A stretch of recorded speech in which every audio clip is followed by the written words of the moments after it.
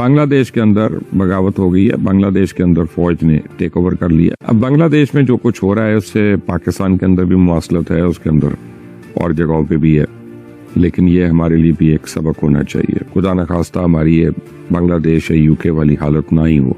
एक और अहम आज डेवलपमेंट हुई है, बांग्लादेश की सियासी बहरान पर भी आपसे बात करना चाहेंगे, आपका तज़किया चाहेंगे। बांग्लादेश के आर्मी चीफ जनरल वक़ारुज़्ज़मान ने कौम से खिताब किया और मुल्क में अबूरी हुकूमत बनाने का ऐलान किया।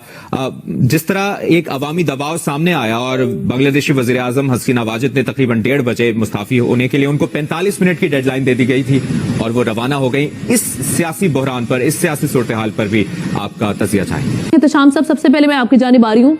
सर, ये आज तो जो कहते हैं ना कि जब सारी सिचुएशन में अवाम जब आती है तो अवाम की विल के सामने कोई चीज़ नहीं ठहर पाती। सर, आज ये हुआ क्या बांग्लादेश में? किन वजूहात आप क्या समझ रहे हैं कि जिसकी वजह से हालात इस नहश्त पर पहुंचे और फिर ये बिल आखिर सरेंडर करना पड़ा? और देखना ये भी है कि भारत इस सारी सूरत हाल पे किस तरह रिएक्ट करता है।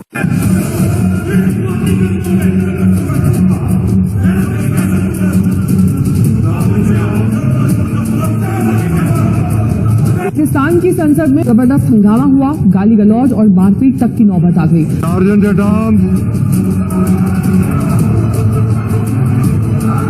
हम लाते हैं टॉक शोज और अनलिमिटेड एंटरटेनमेंट सिर्फ यूट्यूब पर। अगर आपने अभी तक हमारा चैनल सब्सक्राइब नहीं किया तो अभी सब्सक्राइब करें और बेल आइकॉन को क्लिक करके हमारी लेटेस्ट वीडियोस के बारे में अपडेट जानें।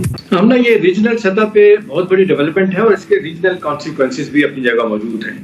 अभी आपने कोटा सिस्टम का जिक्र किया, बहुत अरसे से ये मामला चल रहा था और अल्टीमेटली ये बहाल हुआ सुप्रीम कोर्ट से और मामलात खराबी की तरफ जाना शुरू हो गए।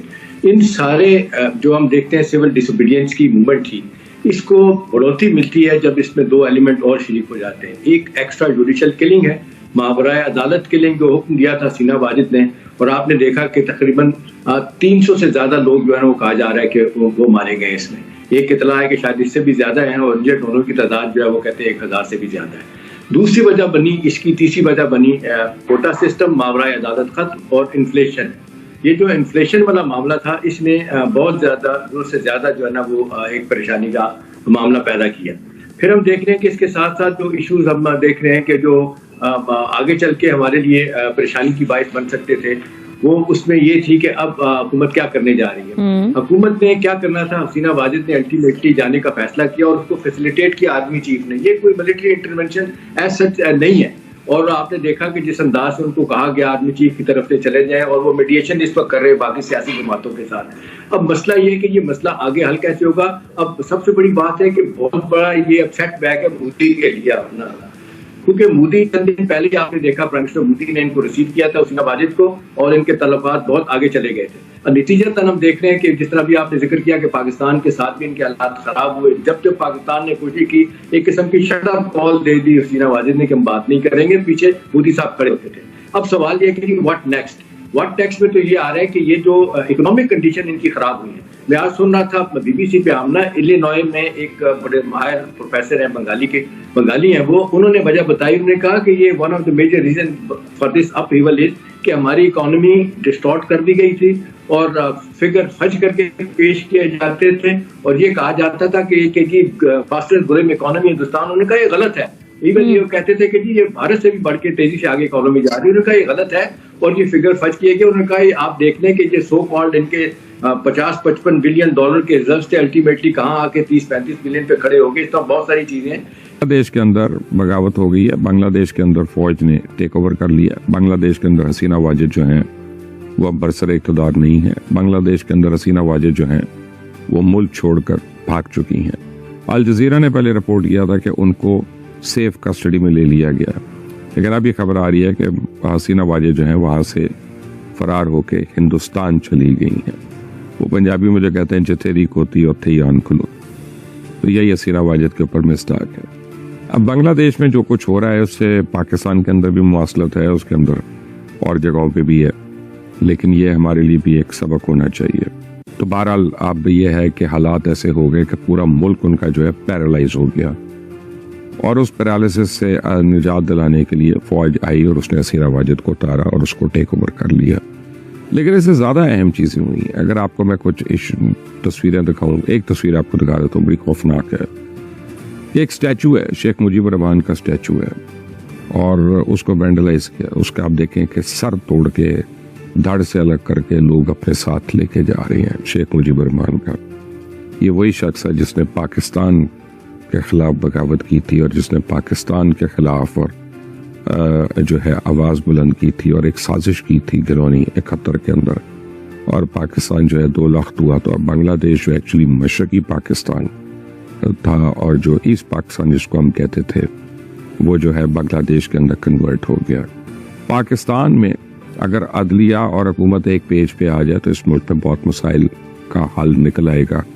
خدا نخواستہ ہماری یہ بنگلہ دیش یا UK والی حالت نہ ہی ہو, کیونکہ جب آپ سنتے ہی نہیں ہیں کسی کی, جب آپ سمجھتے ہیں کہ میں ہی عقل کل ہوں اور مجھے ہی پتا ہے کہ میں کیا کروں, یہ آئین کیا ہے, قانون کیا ہے, اس کا نفاذ کیسے ہے, حکومت کیا ہے اور حکومت چلنی کیسے ہے, تو پھر دیر آر سیریس ایشوز. آپ یہ دیکھیں کہ ہماری آمدنی کتنی اور ہمارے خرچے کتنے ہیں, اور اس کے بعد منہ چڑھاتے ہیں اوپران ہمارے. اپنے لیے بجلی بھی مفت ہے, گاڑی بھی مفت ہے, تیل بھی مفت ہے, گھر بھی مفت ہے, نوکر بھی مفت ہے, اور پھر اپنے لیے خرچوں کے لیے 30 ارب روپیہ جو ہے وہ بڑھا لیتے ہیں, اور عوام کو کہتے ہیں قربانی دینی پڑے گی. تو پھر ایسے لوگوں پہ جب ری ایکشن ہوگا تو وہ پریشان نہ ہو. This is how people deal with anarchy. This is how people deal with law and order. This is how people deal with vandalism. اور دیکھنا یہ بھی ہے کہ بھارت اس ساری صورتحال پہ کس طرح ریئیکٹ کرتا ہے.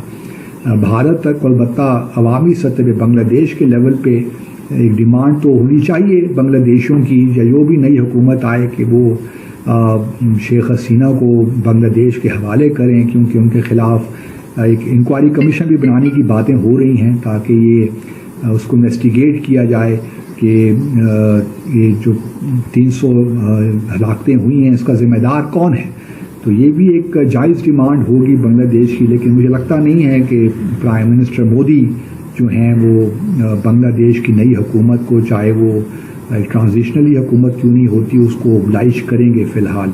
اور بہرحال شیخ حسینہ کا سیاسی کریئر ختم ہو چکا, کیونکہ جب آپ ملک چھوڑ کے چلے جاتے ہیں اور پھر جس عمر کے جس حصے میں وہ ہیں تو میں نہیں سمجھتا کہ واپس آئیں گے. لیکن یہ بھی قسمت کا دیکھیے, یا انسان کی کس طرح ایک پاپولیرٹی کے اپنے پیک پہ ہوتا ہے شخص, اور پھر کس طرح زوال شروع ہوتا ہے. اور زوال تبھی ہوتا ہے جب آپ لوگوں کی جو اسپریشنز ہیں, ان کی ڈیموکریٹک اسپریشنز ہیں, ان کو آپ بالکل بالائے طاق رکھ دیتے ہیں.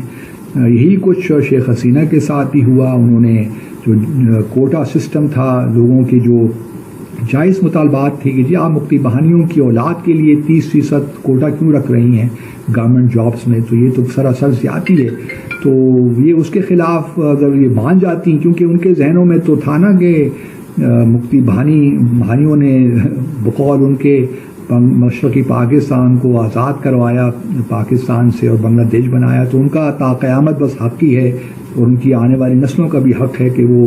لیکن یہ بات بنگلہ دیش کی یوتھ تو کسی طرح قابل قبول نہیں تھی. ان کو تو معلوم بھی نہیں ہے کہ 1971 میں کیا ہوا, انہوں نے یہ ایکسپیرینس تو نہیں کیا. وہ تو یہ چاہتے ہیں کہ سوشو اکنامک ڈیولپمنٹ ہو.